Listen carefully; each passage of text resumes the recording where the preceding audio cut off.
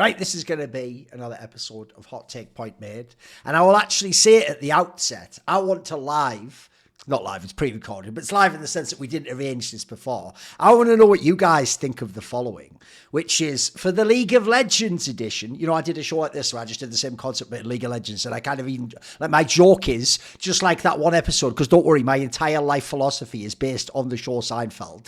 Like that episode of Seinfeld where they discover sort of the Bizarro version of themselves. Like, if you know the Superman mythos, so there's like a Bizarro Jerry who's actually like not selfish at all. He's really like outgoing. It's all the opposite, you know. There's like a George, instead of scheming, he's just like a really good friend and stuff. And the same way, I've made like a Bizarro League of Legends version of this show, except I didn't make it Bizarro. I just made it like the League of Legends version of you guys. Like, who would be that sort of like a good coach figure, but a little bit reviled? Who's the person who's just considered like just a fan? And then everyone's like, he's just making hot here. I did the same concept. So what I want to ask is, do we want to actually take a rare example of where we can take something from their show? Because one thing we just introduced for the League of Legends edition is when people subscribe to the Last Free Nation Discord, there's actually a channel where they can submit their own hot take. And we've only done one so far. We just let like fans submit any, and then we pick like one to roast. But the joke is, like, you can imagine they submit because they're fans, just some really mad ones. So it can be fun because it's almost like they get to be for 5 minutes a part of the show. So I want to ask you guys, if you don't care, we don't have to do it. But would you like, should we do something similar and say, yes, shall I get them make a channel so then fans can... Because you have to understand, I'll give you a random example.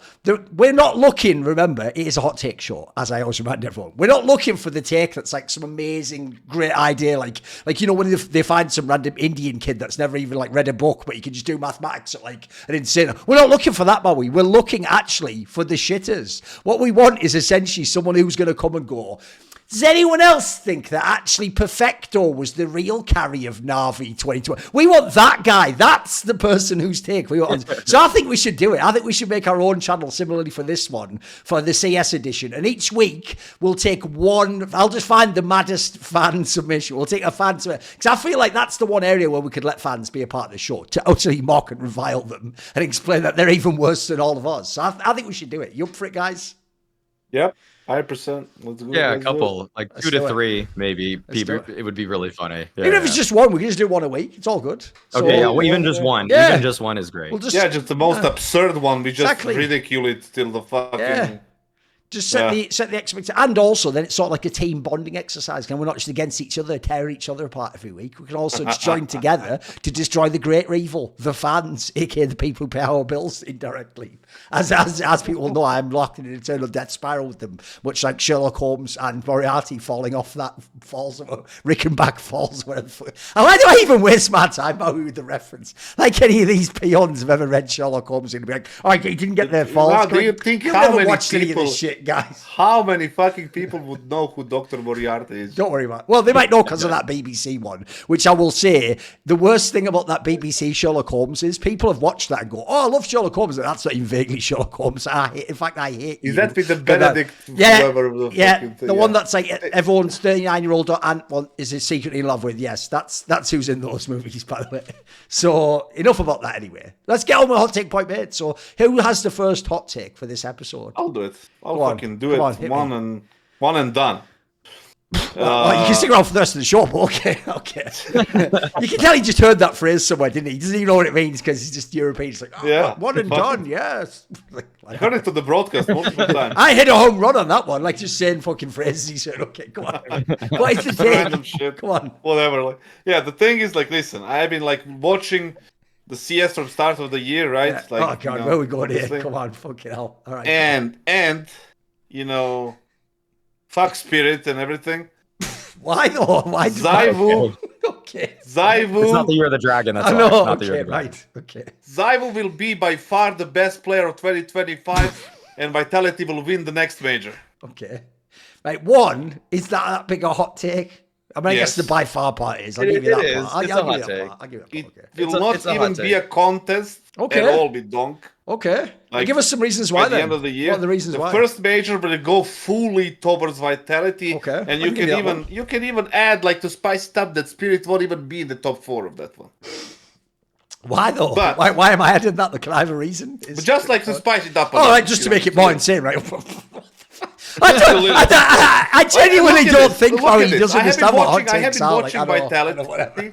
I've been watching Vitality since the beginning. Then they got Alright, drops and everything. yeah. They fully dominated the shit out of Katowice, right? Yeah, I'm They with you. won Yeah, that. yeah. Now they started the EPL from the second stage. They lost one map against them IBR, but still full domination Yeah, sure. towards the group stage. They're gonna be in the quarterfinals, and the performance of ZywOo was something that DONK did last year, only better, kinda, in my eyes, right? The eye test.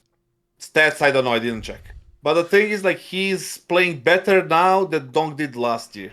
That's what I'm trying to. That's probably a go better for. hot take. See who's playing better 2025 than DONK 2024. That might be a hot take right there. That's pretty good. And That's gotta on be a top hot of take. That's pretty good. That's gotta be. Because people say last and year was on the best top year of ever, that, bro. It's pretty good. The Okay. reason for that is that master class transfer of bringing Robs to Vitality, which kind of helped ZywOo to be more or kind of less pressured, Right. to have all these numbers and all these Okay. things, and kind of free him up a little bit more and kind of relieve all that tension and everything, because right now he has Robs that is also requiring a lot of attention from other teams, that needs to be like, you need to deal with Robs, you need to organize against Robs, you need to play against Yeah, Robs. sure. Robs is going to deliver on both sides, CTT, he can be the secondary op. So that's a lot of pressure off ZywOo's shoulder, and obviously a lot easier for Apex to call. ZywOo is playing a lot better since Robs joined. You just look at his number. Even in that cutoff final, he had a plus 40, plus 38.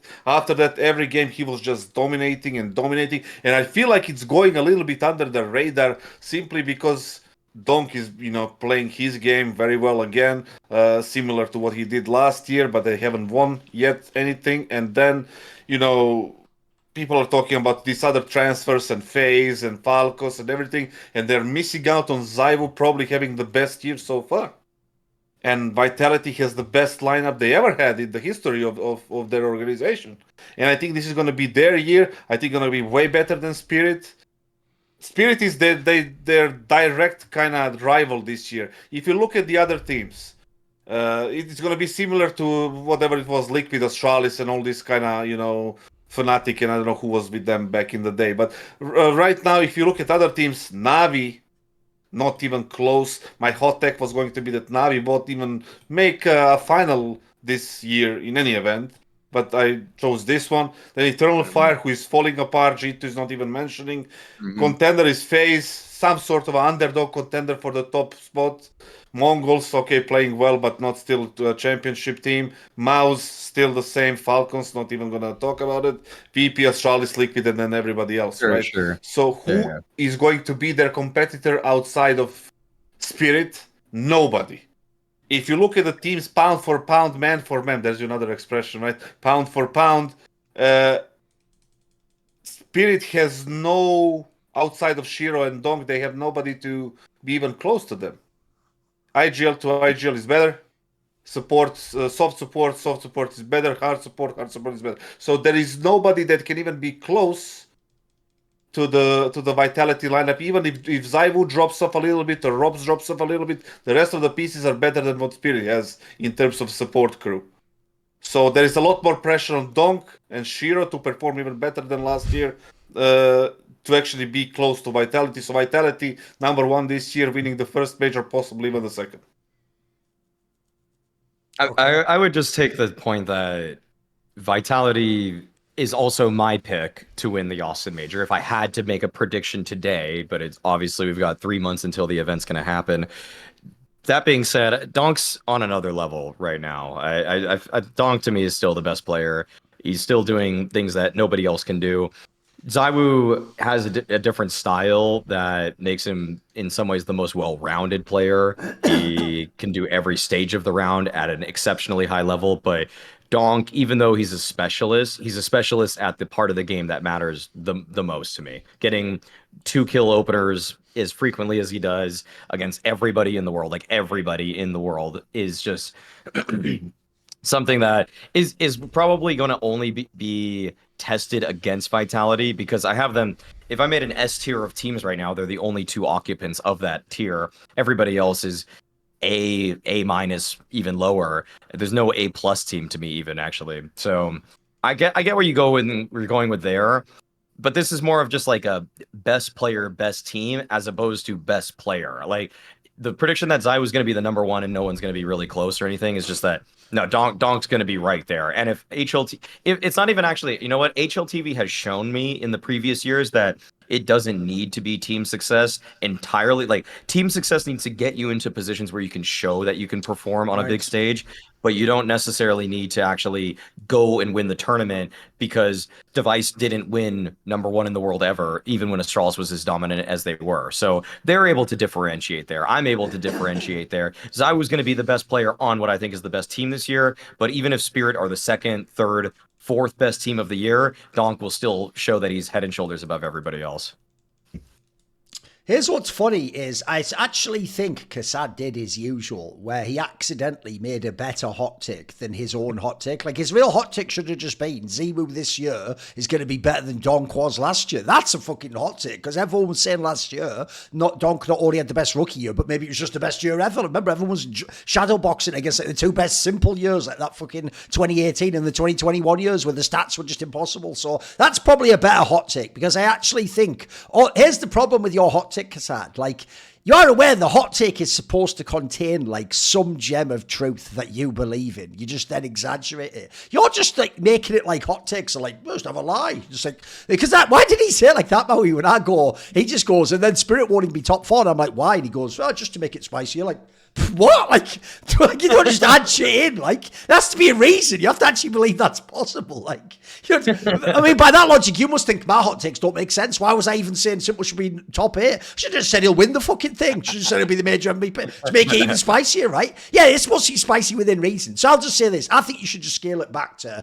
that one about ZywOo will be number one or he'll be better than Donk was last year. Because the problem is, the one about like, and Donk won't even be close. I'm with Maui. Like, as things are tracking right now, look, I could take the hot take that like Spirit won't win many trophies. I do think they're like a bit flawed. But as Maui said, when you look at the gap between them and whoever the third and fourth best teams are, they're so irrelevant, the third and fourth best teams, that like, that's why the whole, like, and Spirit won't be top 4. It's like, that's probably just pushing it too far, mate. Like, at this point in time, it'd be very hard for them to not be top 4, if not in the final, unless they just play Vitality early. So, and even then, but what if they just beat them early? What if that's an easier match to win? Who the fuck knows? So, the problem is, I think it will be Donk and ZywOo will be really, really close. It's kind of funny that actually just only at this Pro League, Mauisnake just decided to learn to play CS again. But the problem is, if you have watched G2 play, as you saw from that last game, bro, he is now in the position Donk was last year, where it's like you have to actually be 1.5 times better than anyone else in the server to maybe win the game. And the keyword there is maybe. So the problem for Mauisnake is I think he will just be kept by his own team. So we'll have to see on the roster move for that one.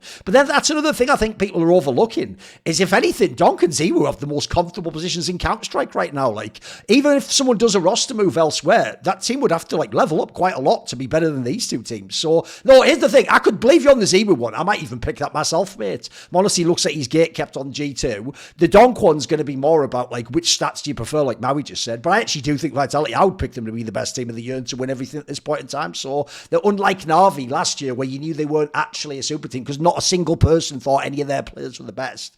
If one of these teams has that kind of run this year of like 5, 6, 7 finals, 3 or 4, they're definitely going to be the number one player, mate. It's almost certainly good. So if anything, that's why I don't know why you added in the spice of like be way more than Donk, because in that scenario you might not even agree it's better than Donk just to get it because you won all the tournaments, right? I mean, it's why I actually do think last year was a bit whack. No, I was just looking at his I actually do believe right if Magic's just got 3 less kills and they lost that final, people wouldn't have said he was the number one player of the year, which I don't understand. To me, I don't know what we're doing at that point in time. Like, I didn't click anything different with my mouse, but because the guy down the line, I wouldn't be rude cues on my show, a guy down the line who looks funny didn't click the mouse a bit better, then I get to be the player of the year. Like, so that's how you know you get. See, that's what you get for coming out on shows. I'll just say you look funny instead of being really rude about you. Yeah, exactly. You've toned it down a lot over there. There you go. There you go. I've sold out now. Getting older, just getting older. Yeah. Well, whatever. I think it wasn't a bad take. It wasn't a bad one. I've got a good one. I'm going to go hard on this one, boys. You know my style. Right. As of right now, I actually agree with what Maui just said. But with that said, unless you want to be the biggest hater of all time, I'll give you an example, Maui. Right now in football in England, people are doing this to my favourite team because my favourite team is about to almost certainly win the Premier League. But because their rivals had like a bunch of excuses like injuries, they didn't get the player they wanted, they're not just going like, oh, well, you win this time. They're going, well, you're only winning because the entire league sucks, which is like, what? Like that. And the reason why that's nearly always a whack take is because even if you mean like the general levels law or that many elite teams, at the end of the day, like there can't really be no elite teams at the top of the game. Like some teams have to be good. You just argue at that point of like how good are they relative to history or how hard is this field. So similarly, right, if you do something similar in Counter-Strike and I do the same thing you just did, Maui, if I say that right now for me, right, in my version of what's elite, like eye test wise, the only teams are Spirit and Vitality. And I don't even think, I agree, don't think exact close. Like I don't think Na'Vi at all eye test check out. I think every other team has enough flawed games and maps that you just look at them and it's more like you're saying, you more like go like, fuck, what we're missing in CS is teams that should be 3, 4, 5, 6, 7. We have like all the teams from like 8 to 15. We have by the way, if that was the next section of teams with elite Mongols, Eternal Fire, we'd have the greatest top 10 of all time. It'd be banging. The problem is we missed all the other elite teams. But at the end of the day, you're sort of stretching the word elite if you're going to say there are only 2 elite teams in Counter-Strike. What? And then everyone else is just like average or something like that. That seems too skewed. So I'm sorry. Yeah. Realistically, whoever is in the world rankings at like 3 and 4 and maybe 5 probably gets to be called elite, right? In relative to what we've got in the current tier compared to the rest of the teams they are. So here's my statement. I think Eternal Fire right now is the worst elite team in the history of LAN Counter-Strike. The worst. Yeah.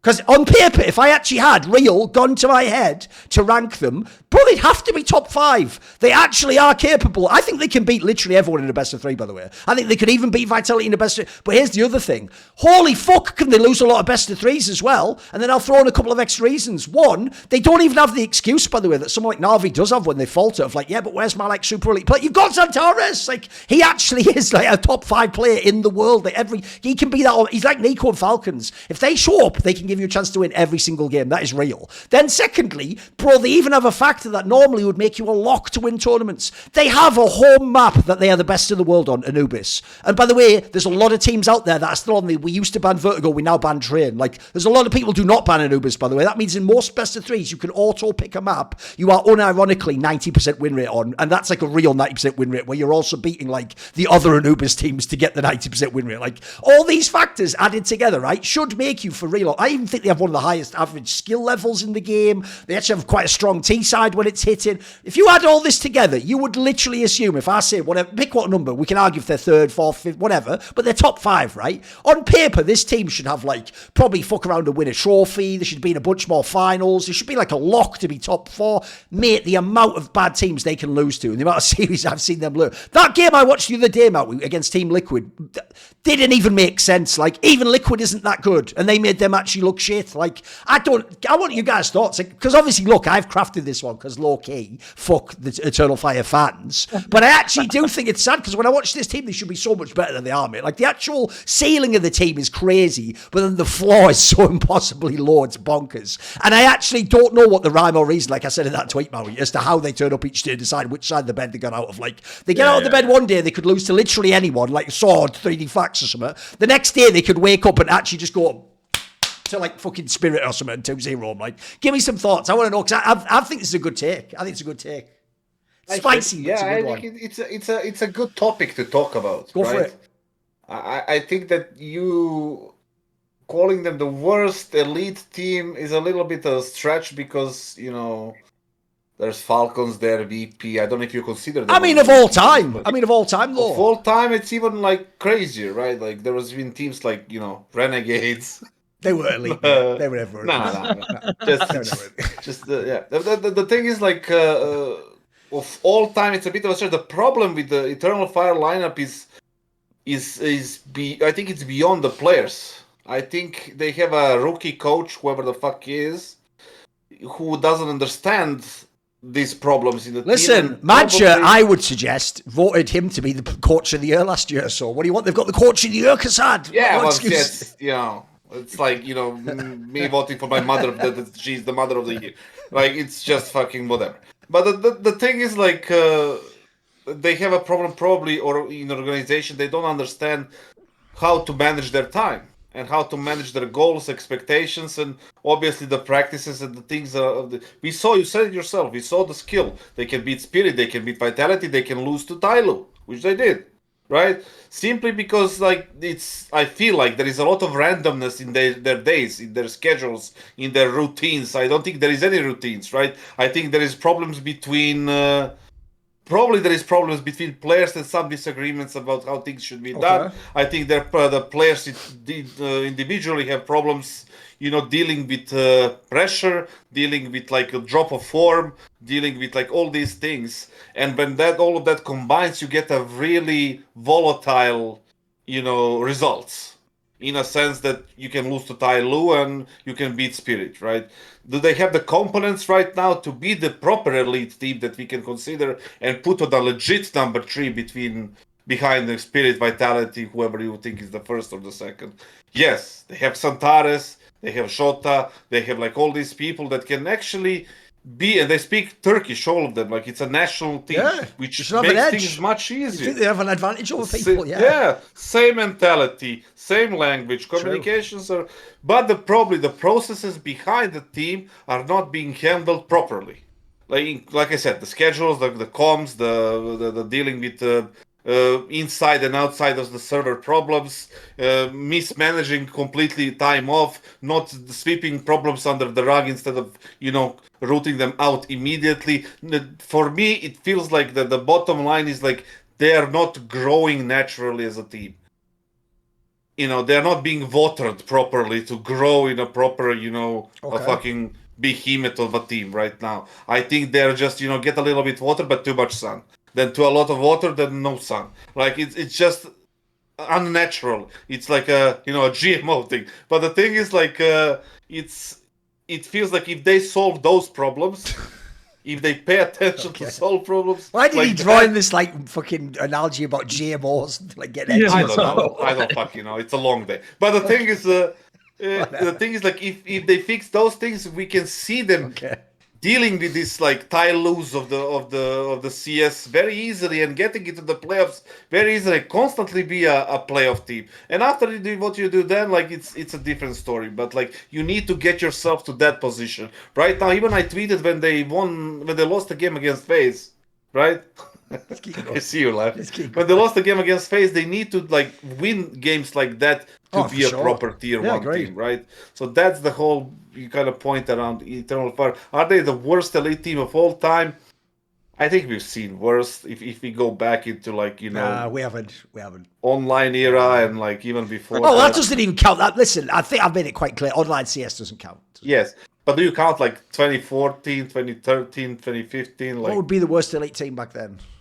I don't know. You had like back then you had like Copenhagen Wolves or it's better than these bombs we're talking about. No, absolutely. Here's why I'll tell you why those teams were better in my opinion. Because those teams at least used to do what I call like defending home court. Like if that team was like 4th, they're going to beat the team that's like 9th. The worst thing about Eternal Fire is, bro, the number, like I tell you what would be a fun game to play for real. Someone predict what the lowest ranked team this year that will beat Eternal Fire will be, because bro, that number will get crazy. Like I bet that number's in the 20s. Put it that way. I'm not even trolling. Like I've seen this team. Like the Tyloo one's inexplicable, bro. That wasn't even like they're not even really good now. Like that wasn't even a good team after they won the game. I don't know. Is it Furia maybe that's the worst elite team of all time?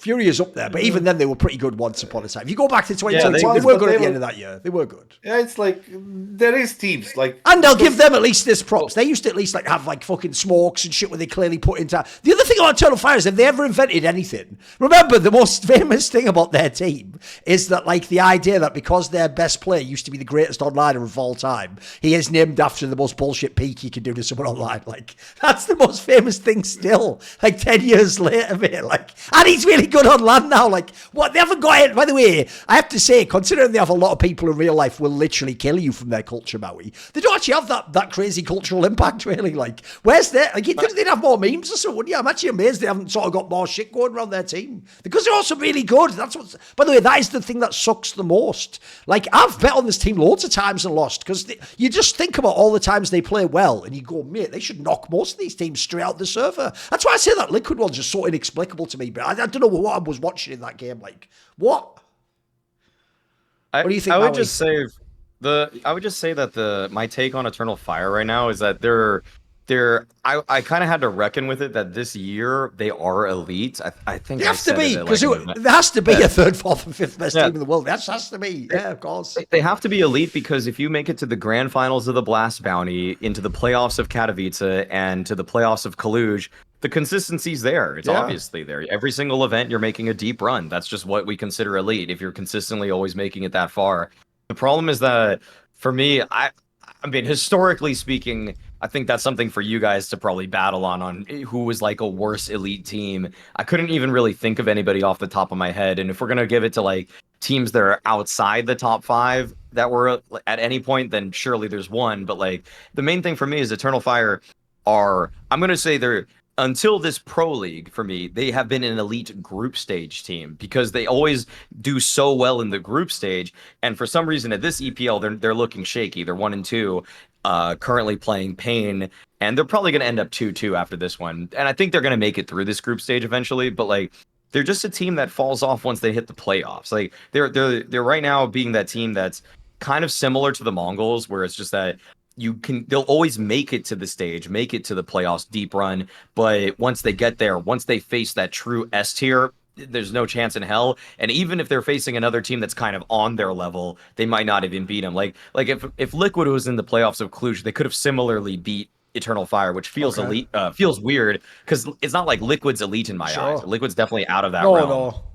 By the way, here's what my joke would be. You know that classic joke format that I love, kassad, which is the idea, because it's actually something, if you don't know, from like British colonial thinking of the world and conception. It's the idea that if you go to some obscure country like India or the Middle East in Agrabah, you know, you're going to go to this bazaar where they're selling all like weird rugs and artifacts, and you go and you buy a magical artifact. It's my famous joke metaphor. It's the metaphor of the cursed monkey paw, where you buy this magical item that the guy tells you, it could grant wishes. And then you're like, but as you're buying it off him, you're too greedy because you hear that to buy it. And you don't hear his warning, like, but watch out, they always come true. Be careful how you friends. You don't even hear, like, whatever, old man, like, give me that here. Like, you take it away like Indiana Jones or something. And then the joke of it is, whatever you wish for, you're not precise enough with the language. So it does come true, but in a way that fucks you. So here's what my joke would be. I know what happened. And by the way, this is even better because I'm going to use Falcons. So imagine Zonic going to some sort of weird desert area. Imagine how it could be almost like the edge of the world. And he could go to that, look that up, that's straight fire joke.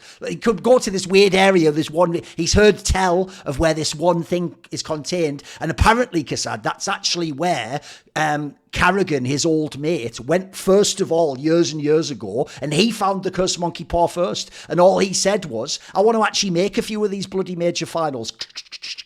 Well, he made loads of them, lost most of them, of course, in heartbreaking fashion. That's the point of the cursed monkey paw, kassad. So I know what Zonic did last year. When he was getting Falcons fixed, he tried everything with money, real world transfers. He couldn't get it done. So what he did was, he said, he went and got that cursed monkey paw, and his only wish was this: I want Falcons to be a guaranteed top 5 in the world.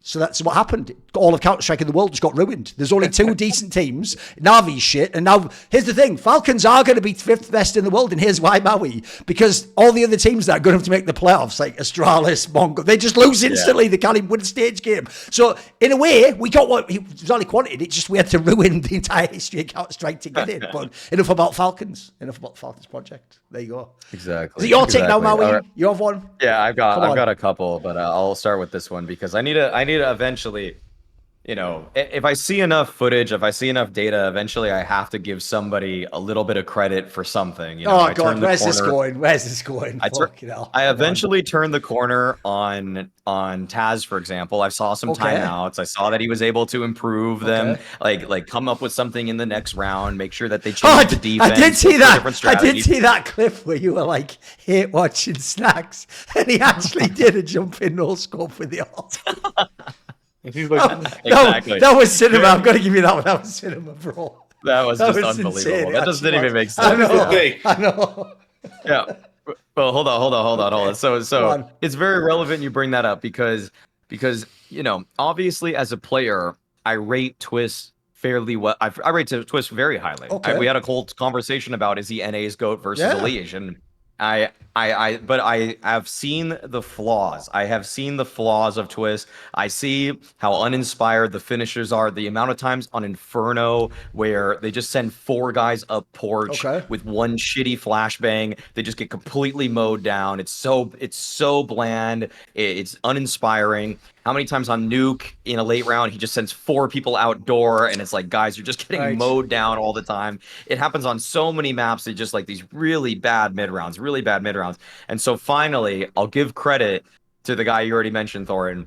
Snax is a better IGL than Twistzz. That's the hot take. Snax is a better IGL than Twistzz. They actually look like a better team in late rounds. All right, shut it down. Fuck it. I'm leaving. Fuck this. See, all right. He's out. It's over. He's out. I'm out. Fuck this. He has to come up with like a creative way each episode to quit. Are you fucking insane? Really? To say something like that? Why? Tell me why. No, the best part is, kassad, as well, in true like Maui / hot take point made style, that wasn't a compliment to Snax. That was a diss against Twistzz, as far as I can tell. Exactly.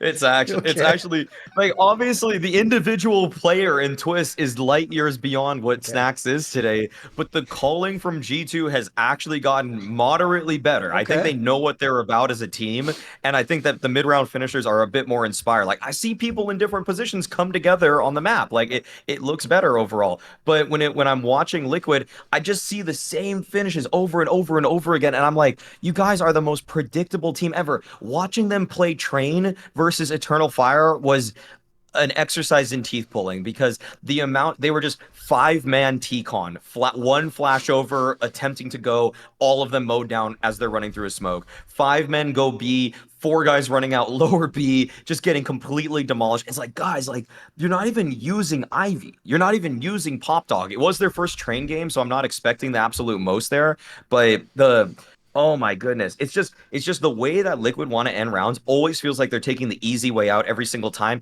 And I'll say, to Snax's credit, like, there's some stuff that's coming up on the fly in terms of how to use himself, how to use some of his pieces when they're in advanced positions, that it's like, okay, these individuals are actually getting flanks off. I think Liquid right now is the team that in T-side rounds flanks opponents the least. I do not see them ever flanking anybody. They're never catching a CT off guard. They're just winning gun duels as they try to burst into bomb sites. And the opponents know that they're doing what they're doing. It's just that they're hitting more shots, and that's why they're able to beat people with player quality. And yeah, G2 actually looked like a better team to me today. Did you ever watch that show, My 600-Pound Life? I think I can guess what it is. Is it a reality TV show about someone who's 600 pounds by any chance? Yeah, yeah, and they're like changing their life and stuff like. And you know, when they start, it's like they lose like 3 pounds. Okay. You know, and they go on a scale. It's like 597. It's still fucking terrible, right? I see where the platform's going. There is no fucking difference. Okay. Like taking a license plate of a fucking tank. So basically, in this scenario, right, what kassad's saying, fans, is Maui's going like, the calling's better in G2, and then he's like, you're still fat as fuck though, aren't you? You're still disgusting and fat. It's like, okay. You're still not hot, are you? So, okay. All right. Yeah, exactly. Right. But the thing is, like, it couldn't be any worse to start off with, right? So when it gets a little bit better, like, is it really better, or is it just like not, you know, the worst possible? Right? It's not the worst possible. Yeah, it's not the worst possible. You should have. Now I'm seeing the worst possible. It is what Twistzz is cooking. I was gonna say, like, is actually Twistzz that bad that you would say that Snax is better? Like, is that? Yes, that's what I'm saying. Was Duncan on point when he said that? I think he was. And if you say it like that, I agree. But like to say, like, you know, Snax is IGLing good, like, no, it's just Mauisnake playing better. Not good, like, just better than Twistzz. Also, listen to me. Snax is operating with Mauisnake, and Twistzz is operating with Ultimate. Snax is operating with Malbs, and Twistzz isn't. Right? He's got nerds. He's got nerds, but he also has JKS. Right? So the quality of the players right there is a little bit different. So the results, they need to be a little bit different. Also, we have to understand, like you mentioned, Taz and you know, better timeouts and everything. Do we mention the Liquid coach then? Why are you not pointing into that direction at all? But you're saying Twistzz. Why is he calling 4 people short or 4 people porch, whatever the fuck you said? Not using Ivy, not using this. Like, where is his role instead of he's just wearing that fucking stupid hat? And you know, do we engage him into this, you know, take, or do we, you know, what do we do? Like, do we put all the blame on Twistzz? Is he the one that needs to be doing everything, or is the coach that one that's doing the tactical in-game things, or is 50-50, right? It's hard to blame Twistzz. Twistzz has problems as an IGL. Don't get me wrong, you're right. Like, I don't think he's good at the IGL. He's wasting his peak of his career being the IGL for that team. It's just a stupid-ass nonsense thing that, Steve, if you're watching this, get the fuck out and just fix that. The second thing, like I said, he doesn't need to be the IGL. They can bring somebody else. There is there's people there that speak English that can be the IGL. But we have to understand what is the relationship between the coach and the player, and who does what, and who has what responsibilities inside the team, before we point all the fingers into maybe Taz, as he is right now, maybe he's better coach than Mitter. You know, maybe he takes more, maybe he took on more responsibilities than before when whoever was there, right? And now he's making more decisions. And that's why Snax is looking good. Maybe you are right. Maybe it's just Snax became better. Did a little bit better, but I want to understand like what the fuck is going on, right? But most of the take I do agree with you, but not like 100%. I'm gonna say it like that. My problem with this is, like, I actually don't think it's a bad take. It's just that obviously the way you've made it spicy is by like framing it as all that makes Snax not himself fucking potentially a fraud. Even though I'd say they're just both, I'm with kassad. They're both frauds and neither of them would win them, in this case, the hot take point made Miss Swimsuit contest for fucking 2025. Like, they wouldn't even qualify, spoiler. So I would cut them at the first round. But with that said, I actually don't think it's an incorrect take. Like, I'm not a fan of Snax as an IGL. People know. I mean, I've been betting hella against G2 and I've been winning like a motherfucker this year, by the way, because everyone looks at the names G2 and you look at the roster and you go, this should be good. It's not particularly good, by the way. But with that said, I actually think Liquid's even worse, because here's the thing. I actually think you also look at Liquid's roster. Bro, when I watch them play, it doesn't even make sense. Like, they actually have really good firepower at times. I even think, by the way, here's what proves that no Liquid team for years has ever understood how AWPers work. On CT side, Ultimate is actually a good player, mate. He only loses against the absolute best teams in the world. The problem is on T side, he's just not even vaguely played around. Like, he's just a guy on their team. And by the way, he doesn't look like he has the personality to be like, I'm simple, give me control of the game. He just does what he can. And so what's bizarre about their team is, on CT side, they have some banging fraggers. On T side, they have all the fucking riflers. Like, they also have, by the way, two of the best fucking aggressive, skilled riflers in Counter-Strike. So you look at all these pieces and it's like, what are you missing? And that's what you actually have to look at. IGL, coach. Like I say, I don't even put it all on Ultimate at this point in time. You can try and upgrade Ultimate as a player, but unless it was like a really forthright T-side AWPer, I don't think it'll change anything. Like, you can get a better CT AWPer, it won't change. So what's sad is, a lot of it does have to come on the Twistzz, because at the end of the day, seemingly, whether or not it's all his doing, he seemingly does have the most control within their team, though. Oh, also through this as well, one of the things that makes me really worried about his era of leadership is they have never gotten the map pool fixed the entire time now. And by the way, it's been like 1.5 seasons at this point in time. Like, that's why they've now even had to pivot. And of course, they have to be the team that's going to have to play train now. Because, bro, they used to have a map veto that I always used to say only got covered because it was bizarrely good into Na'Vi, who was the number one team. If it wasn't Na'Vi, like, they used to just lose 1 billion times against some of the other teams on certain maps. Like, there were some that were mega fraudulent. So there's something wrong with this team. Like, you could put more better players in and it wouldn't fix it. So I'm with you. Some of it at least has to come down to Twistzz or the coach or whatever interaction between the two. Because I don't believe it's players anymore. You can't. This isn't like people are acting like this is like the Yakindar, Patsy, Rainwaker line. This lineup's really good on paper, boys. Every name on paper should be decent. And I even think most of the time they play decently. They're just not a good team. I'm with you, by the way. You phrased it well, Maui. The real problem is they can't fucking win rounds and maps. They can get the kills. You can fucking win a normal round or random round. And by the way, on CT side, like I said, they can absolutely cook. They can win 8-9 rounds on CT side against a lot of teams, but they can't fucking close a game out. I'll give you that. They're terrible at it. And I can't believe I mean, I can believe it, but I'm kind of disappointed in it. It really feels like Nertz is just the most complete player on this team. He's the only one that really is maybe going above the strat sometimes to say, I should do this, I should go pull off a flank. But if he's not doing it, everybody else is just with this singular mind and vision of just, we need to go to the exact most obvious spot right now and hit it. That's why, like, watching their nuke is just like, I get the same finishers all the time. You're either going to watch them come out door with 4 people or try to go ramp with 4 people. It's like, come on, like, you need to do a little bit more than that. It's out of meta. It's not being played like that anymore. It's 2016. So the thing is that I wouldn't touch the op at all. I would let him play a couple of more seasons, see if he develops even further. If not, then you touch the op and you move it. Like you get another one. The only opper that can replace him right now is probably some Pious. Personality-wise, skill-wise, could be a good addition to them right now, but I wouldn't touch it at all. They need to get rid of JKS, they need to get the IGL and let Twistzz play and shut the fuck up with his stupid fucking things. Do your banter, do your fucking fragging because you're good at it. You're one of the best in the world. You're a top 10 player by a landslide. You would win against most people in the fucking 1v1 duels. Go win, play fucking, as a player. Don't be the IGL. Don't fucking trip out. Get rid of JKS. Send it to FlyQuest so they can actually maybe win a game or 2 instead of fucking being the worst team ever. Make some money out of that one and get the proper IGL, whoever the fuck you want. And then go for it instead of being dumbasses. That's the bottom line that Maui is trying to say. By the way, on the point you're making as well, I always think this is why people have gotten so confused about IGL, when they think it's something everyone can just try and like, oh, I might give it a go. It's like, it's not that these people are morons, by the way, guys. And like, it's not like Twistzz. I don't believe that Twistzz is just sat there not looking at demos.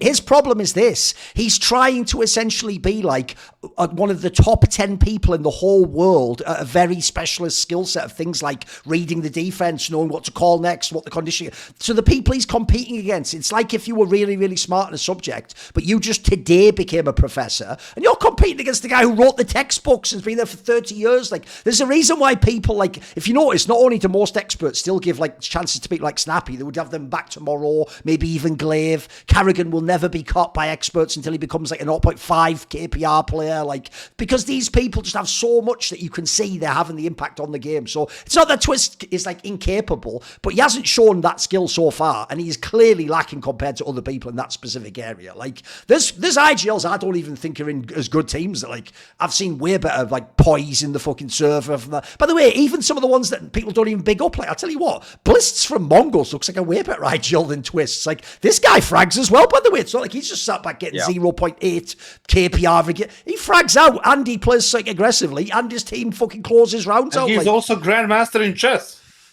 Don't know what that's to do with it, but yeah. Well, no, that should matter. You're right, Kassad, because now even Magnus Carlsen goes, Andy's better than you in chess Twistzz. There you go. I've tied it in for you there. See what I did there? Brought it all back. Because Magnus Carlsen... He wears jeans. He wears jeans. Yeah. Okay. Yeah. He's like a... Never mind. I got more takes, but someone else should go now. I have one more. Go on. I got one more. And it kind of touches the point of coaches as well, but I'm going to be like straight up and say that G2 and GamerLegion should swap coaches. And all 4 parties will do better. I think, yes. Yes. My favorite part is this, Maui, before we let him get into it. It's not even like you're supposed to first of all go, Ash, what would that? No, I like the way in his scenario, even though I don't know why, Taz is just required to go to GamerLegion now. That's the part I don't get. Can't Taz just go like another team? Financial settlement. All right, I see. Okay. The thing is like, just straight 1-for-1. But I'd also love to be in like Kassad's org where he's the general manager. You wake up, Maui, and it actually is like that Luka Doncic shit. You wake up like, no, what the fuck? I've been traded. No, you're trading Taz. Like he's waking up on, oh, hey Taz, here's your ticket. You're off in GamerLegion. That was the worst fucking trade in NBA. I didn't even agree to this deal. I've traded you anyway, so you're off to GamerLegion. See you at the major, dickhead. Lol. Give us the reasons then. Give us the reasons why everyone, including Taz, would benefit from going to GamerLegion. Everybody would benefit. Every fucking why this is. Come on. All 4 parties. Come on. First of all, Ash has developed himself into a top tier coach. We can agree to that, Yeah, right? give me that one. He did things with teams that most people wouldn't do. Like he made even now, as we are speaking, they're doing well on. They're probably going to make playoffs. Yeah, it looks like yes, it. yes. Did they make playoffs? Yeah, or was it 2-1? I'm not sure. They haven't made it yet, but they look like they're going to, don't they? Yeah, yeah. It looks like they're going to make it. Even if they don't make it, they're super close to it. They went from the first stage. They went to the major. They went this and there. They were one game away from the playoffs in Kato, I believe, and it was a close game. And the bottom line is like he's doing a really good job with young players, new teams, with an organization that's, from what I'm understanding, all right. Like not great, not bad. Like but okay for young players. Not too bad, right, at all. Right now, he's outgrown that. I feel like he's outgrown that, and if he doesn't understand that, very fast he's gonna miss his window. He's gonna miss his window to upgrade himself, and I know that because I'm speaking from the experience. He's gonna miss his window. He's gonna end up stuck in a position where he cannot get out of, and then his stock will drop over time. Some of it his fault, and some of it other people's or teams or orgs. Going into G2 for him would be a massive and a right step in the step forward, right? Because he would get again the young team, relatively new, put together, that he can pretty much the same type of environment, just in a massively better organization and much better players. Okay. No divas, no extra mega superstars. m0NESY is as good as he is. He's still a kid. He's still half a rookie. Like what is it like? What's the next after in college? The second year. Sophomore. Whatever. So yeah, that thing, right? Yeah, he's there. True. He's developing into a superstar, and he can help you. He's good with people, from what I understand. He's good in the game, and it would be a massive fucking thing for him. Now, when it comes to the other side, Twistzz would go to a much younger team as well. The team that does not have that much expectations as G2. And then he can maybe take the actual reins of the team and implement his own system based on the experience that he had in G2, based on the things that happened, based on the last, couple of years. I don't even remember how long is he the coach. And then work with the young kids, obviously, because he has the experience, the name, whatever. And the expectations of that team are not that high, like they're in G2 and other top-tier organizations. So the pressure will be off him, and just he can do the work easily without being, just criticized all the fucking time, which is a normal thing when you are a part of a big team that expects you to win, right? And then GamerLegion, they get the least, of all four, but they would still get a decent coach who can work with players, who can, replace Ash, even though he's a little bit older, but much more experienced as a player, because Ash wasn't a player. He doesn't know all of these things. He knows a lot of things, but this part of the human side, he doesn't know, right? And then G2 would prosper from that. They would benefit from that, and then the players in GamerLegion would get a figure that they could, again, respect. They could learn from. They can develop together, and all four parties essentially would be, kind of satisfied. And I think it would benefit them all. I mean, this is going to be the biggest paycheck that Twistzz is probably going to get ever as a coach, so I don't think it's going to benefit him financially. But in terms of fitting his skill set and allowing him to learn in an environment that isn't as high pressure and demanding as G2's, it would be better. It would have been. I just think this. It would have been nice to see Twistzz and Snax work their way up legitimately through the space back to earn this level on G2, to earn this kind of contract, to earn the right to play with m0NESY, as opposed to being gifted it through obvious nepotism, which now has drawn my ire and many other people's in the communities. Sure. Because the GamerLegion run that Snax has, and people are gonna be like, he made it to the major. It's like, he only made it to the major because the 9 Pandas team didn't have their visas. Yes. Like, it was through a technicality that he actually qualified to the major with a core of players that were in the grand finals of the previous major. Like, that's how tough it was for Snax to get it together as an in-game leader. And Twistzz, on the the other hand, he did some stuff with Honoris. They had no notable results. They weren't taking down. They weren't like an upset team or anything like that that people were talking about in tier 2. So that's why this has been so ridiculous. I like the take because it benefits Ash and it benefits It benefits Ash. It benefits G2. It would only benefit GamerLegion if they made money off of selling Ash. The one person this doesn't benefit is Twistzz, because I think in tier 2, or this isn't tier 2, it's like a tier 1.5 roster, he would just get completely exposed, and GamerLegion would likely lose a lot of their identity and their strengths as a team.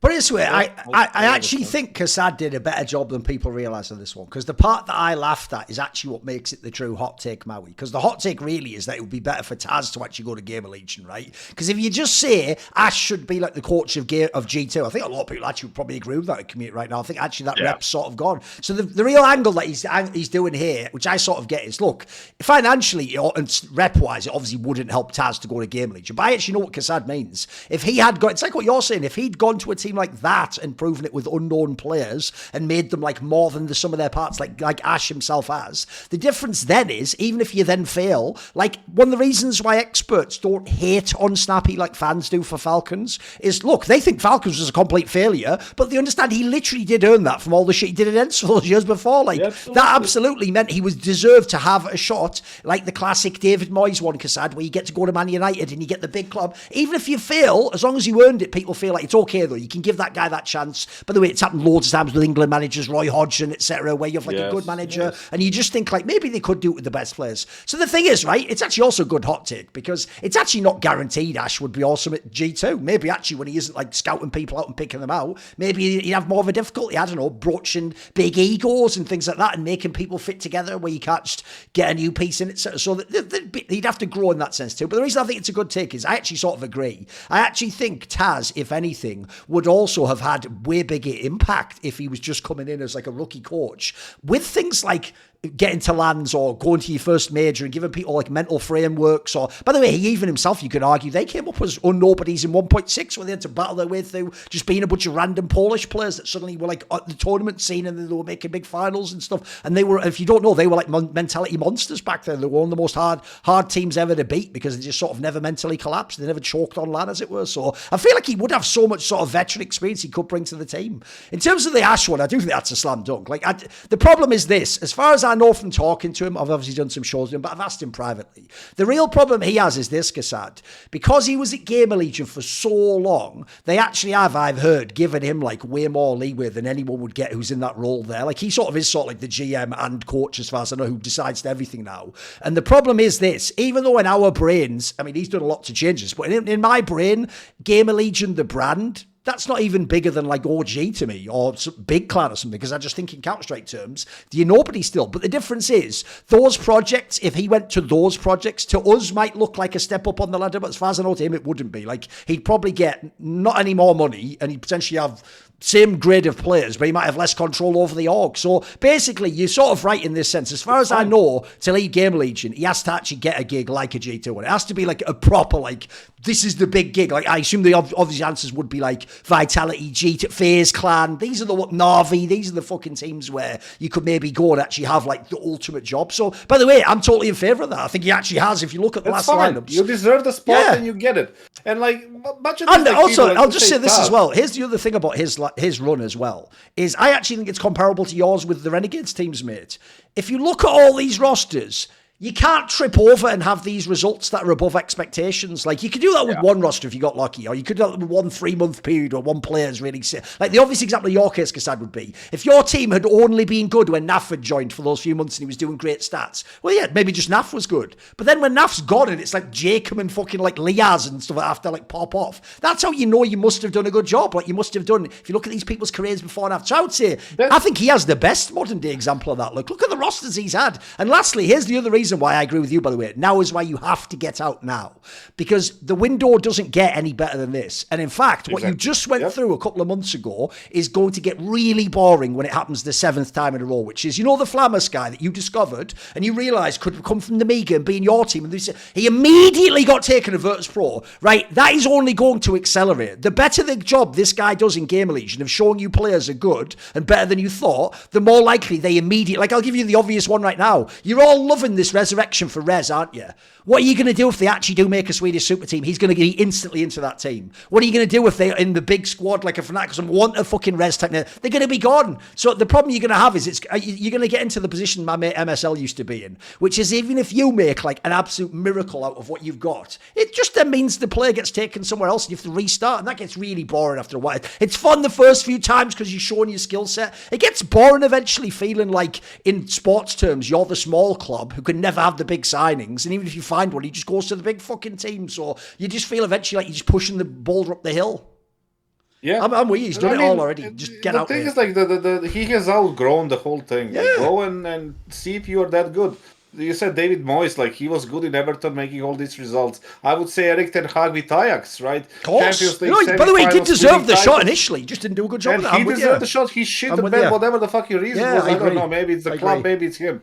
But that's just the way it is. Yes. Like, David Moyes was 2009, was it? Something like that. But this happened like 2 years ago. And the same thing goes for him. And as far as Taz goes, go to a team where people won't see you as just a fucking person with headphones. Like, you know, nobody's talking about Taz saying that like he did something meaningful in any kind of situation for G2. If he went to a weaker team, that's what I told Jason as well when he went to Liquid. And Yanko did the same thing when he went to Miber or FaZe or whatever the fuck. Start small.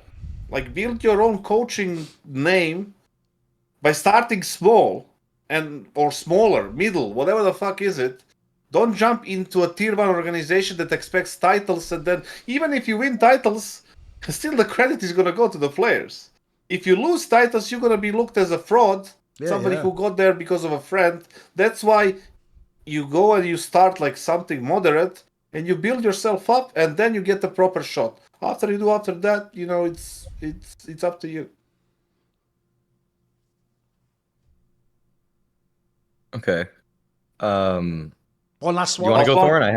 I have one. You go on. We'll do one last one. You can do it. Okay.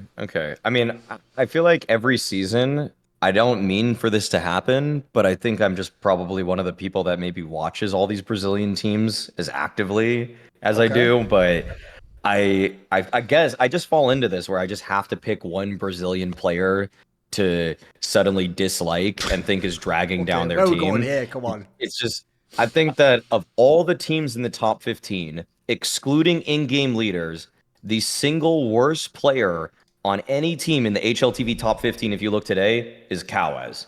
This guy is just diabolically bad on bomb sites. Like, he is, like, on bomb sites, the amount of times he goes 0 kills when he's getting executed on is so terribly frustrating. And I feel like if Payne replaced that's already the hot take. The hot take's already that he's the worst player on any top 15 team that is not an in-game leader. So, I mean, you look at some of the other teams that are like in that ranking. Like, nobody on FaZe are better, or Mongols are better, you would say, is probably worse than him.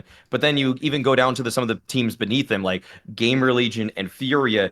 I can't say in good faith that anybody on those teams is worse than him. I think the guy would be like, maybe Cello, maybe Tossin can round out his game a little bit more, be better too. Like, those are kind of the likely suspects on the teams beneath him. But I would still take Tossin or Cello over Kauez because I just know what they're. I feel like I can rely on them a little bit more. Whereas I have seen some stinkers from Cello. Don't get me wrong. I have seen him really mess up some rounds for Furia in the past. But I also know that he's a huge entry force on their offense, on their T sides, and he's kind of a guy that's put into a lot of bad situations. Like, Kauez gets to lurk a lot on T sides, and he just also messes up lurks fantastically. Like, he'll be the lobby lurker on Nuke, and I have seen him succeed, but it's such a rarity. It's like 1 out of 5 times he'll find like a successful lurk where he gets a kill, stays alive, keeps some pressure on. But 4 out of 5 times, if he gets lobby crunch, he just dies. So it's just like he just loses all this space for Pain Gaming, and yeah, I just think, and the reason I kind of make this take is because like I really do think Pain is a team that's so close to breaking into and consistently being in the top 10, maybe top 8. Like I think the core of Biguzera, Davides, and NQZ is really strong, like really good trio that could be a top 10 team or the 3 players on a top 10 team, and Snow a bit hit or miss, but I give him a pass because he's more of a rookie. Kauez has been playing in this team for he's been playing for about almost 2 years, like a year and a half, and I just feel like I haven't, if anything, I feel like he's regressed. That's my biggest frustration with him, because actually, I'll even be real. Kauez last year to me was like, okay, he's doing his role. Like he's a role player. He's a supportive element. He's like an okay anchor at times. This year, he's just been way worse. And I think that's kind of why like the recent form of Kauez in 2025 has been really disappointing. And I think that Pain's inconsistencies have come down to a few different things, mostly Snow and Kauez, because NQZ is really good. NQC has found a lot of consistency. Davideus has been a really bona fide entry fragger for this team. Biguzera still reliable in many situations, even though he's changed positions. So yeah, no, I just think yeah, Kauez. Look at all the players on the top 15 teams. He's the worst for me.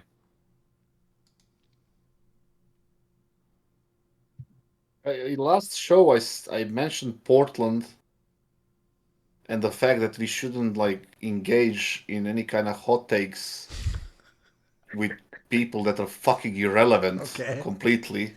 And he comes back with Washington Wizards and fucking Brooklyn Nets. And when you said the name Kauez, whatever the fuck you say, I had no idea who that is.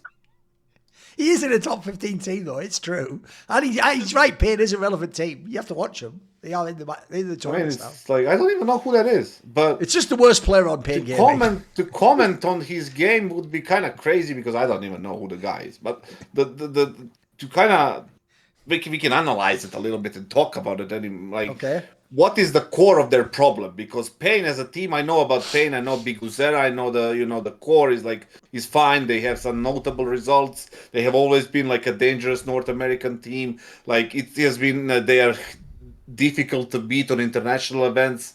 Like this team has made like decent results as a team, right? They're they're there, like top 15. That's a major success. Don't get me wrong, they played majors, that's fine.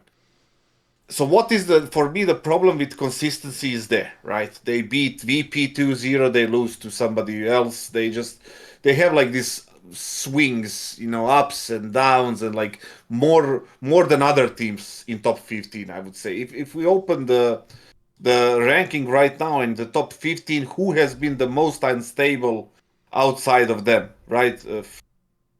Furia, Australis, that's all, right? Everybody has been like relatively consistent. So the core problem for Pain is consistency. Where does it come from? Does it come from, what's the name you said? What's his name? Kauez. Yeah. It's the way he's acting like he doesn't even play in the league or anything. I know, like. Is it him? Like, is it? Is that the majors and everything, bro? I know, like. Is it his anchoring? That's the problem. Why is he become like Charles Barkley inside the NBA? Like, who he play for? Who are you talking about? Like Charles, he's been like 8 years in the NBA. Like, who are you talking about? No, but you know what I mean, right? Like he said a name that's like we're supposed to go like, oh, how can you say that? Like I don't even know who the guy is. The thing is like, is he the problem? His anchoring, does that makes them inconsistent? If you say yes, then okay, we can agree on the thing. But is it something else? Maybe it's the map pool. I remember Anubis was always great, right? In the last, however, they were always dangerous on that team, on that map. And then outside of that, I don't even know, right? They were always like kind of floating, nowhere up or down, right? It was just Anubis. And then is that a problem with the map pool? That's why they're inconsistent. Maybe that Kauez guy, did you say it right? I did. Kauez guy, he has not been like, you mentioned the lobby crunch on Duke, yes? Yeah. Maybe nobody told him, hey, listen, when you are playing in this position, on this timing, the most usual lobby crunches happens on this timing. So once you're in lobby, once you see the clock hitting 1:30, you back off. You smoke off. You fucking go back. He's been on the team for 600 days nearly. Like someone should have told him by now. Yes, but that's how you develop a player, right? You don't expect, how old is he? He's like 21 or something. He's had a few years, yeah. Is he 23? I don't. Yeah, I don't. Let me see. not sure. Let me I think see. you said he was 21. 21. He's There you go. 21. Oh, So then 21, he's a 21. child. He's just a toddler. Like, he doesn't know shit. By the way, Like, Donk he's is like the- still 17 years old. Yeah, now, but Donk. Donk is like Donk one is in a a fucking Donk turned million. 18 a Oh, he couple did. months Okay, ago. fair enough. Okay, he's 18 now. Donk is one in a million. Rob's the same. Like, Elige, all these players are fucking unbelievable. But, and also, you have to see, like, 21, you know, maybe somebody needs to, like, dedicate some attention to the guy, right? To see if he's a dumbass and he cannot be in the top 15, or he can actually be better in lobby and not being crunched every time somebody pushes hot and fucking ramp. Right? And then we decided. But if you tell me, because you said you watch them a lot, you tell me, what do you think the problem outside of kauez is with that team and how it can be fixed? You know, is it gonna make them instantly better if they remove him and get somebody else? Is it gonna be like top 10 team? Like, what the fuck is going on? See, here's the Well, thing, okay, I Maui. was What he did there was he just like sort of philosophically argued around the idea of like, we can't play. He basically did like the old Kiyashima can't be the problem because he's not the only problem with Envious. You know, the old fucking one from like 10 years ago, which by the way, spoiler, if you ever knew the backstory, Kiyashima absolutely was the problem. He was an utter dickhead of a professional, like one of the worst professionals I've ever heard of in multiple teams, by the way. And for real, his attitude was sort of like, who gives a shit? Which by the way, is an instant like, that's an X from me. And I'm telling every other team that you like that. It's like certain player that was on that Cloud9 you were on, kassad, that we never mentioned. But again, fuck you forever. I will always tell that story to everyone that it ever comes up with, because when you do things like that, no, a different person who was on the team. You know what I'm on about, the one who fucking didn't do their homework. Let's just say that. So anyway, so the point is, it's a fucking famous player that was shit on the team. Think it through. Who didn't do their homework in Cloud9? You know the answer anyway. So the point I was going to make was, I actually do think, though, you've missed on this one, kassad, because actually Maui has actually nailed it. Look, it's not that crazy a hot take. I don't think anyone thought kauez was any good. But if you wanted to say kauez, let's just reframe the hot take as kauez is the problem with Pain. I would agree, mate. I actually think, I even looked this up as we were talking, since he said that anyway. And bro, unironically, think of what the best map in the modern day of Pain is. It's actually not Anubis, it's Nuke, right? Bro, that is where his stats are the best. And are you ready? The map that they cannot win on, Inferno, his stats are way worse than normal. Like, he is for real one of the number one reasons that team is not actually as good as it should be. Because I'm with you, mate. Every other factor of that team, I can even give the Snow guy a break because he is literally 17 years old. Like, that is literally, like, in this analogy, like a fucking fetus. If the 21-year-old's a toddler, then this guy's a fetus. He was just born 4 seconds ago. I can give that player a break, not least because that sort of player could make like some rapid evolution in the next year or so. The kauez guy probably isn't going to run with Maui. Like, I've seen enough now. Like, he's barely ever actually played well. By the way, most of the best lands of his career are just like those fucking dog shit RMRs, or like the bad part of a major where you play like 3 teams that are in the top 30 and none of them are good. So he's not a good player. And the difference is, if you look at their squad, if you either 1, short up a weakness, or 2, give them a little bit more firepower, they don't even need much, mate. They're another one of those teams that torture me. Because the difference is, when I watch teams like Tyloo and 3D Max, I don't really know why they win or lose the game. This team actually plays real CS sometimes, but the amount of times I see them get into a scenario where it's the real reason why like small teams don't beat big teams, the big teams just have better players. So the problem is, like, Bigazera can pilot this team into like championship point against seemingly like almost any team in the top 10, but the amount that they'll actually like get over the finish line, it's so depressing. I've seen this team lose so many games late where I'm like, you did everything. It's why, in a fucked up way, I can see why he won't leave Bigazera. I can see why to him it's this close, but to me, actually the players are one of the reasons why you'll never get beyond that, being that close, unfortunately. I'm with you, mate. It's sad. It's sad. I'm with you though, kassad. He's obviously not a super relevant player, is he? Who gives a fuck? But man, I would just replace him. I think he's just not very good. There's so many good Brazilian players. Surely we can get one that's better than this. Come on. Yeah, I mean, if he's the that's why I asked, because I haven't watched them too much, right? Especially I didn't watch that guy, because why would I? No, I don't blame you. No. Yeah. It's like, if that's the reason, then replace him. Like, but if it's not, maybe it's something else. Then you need to like think about it at least. I don't think that. And also, I still don't know who the fuck did you talk about when you said about C9. So I don't know. Fucking, I'll message you off air, bloody hell. At least you don't remember. Well, whatever. The good thing is you don't remember, so I have to remind you about your own career. But whatever. Yeah, it was so important that I fucking forgot.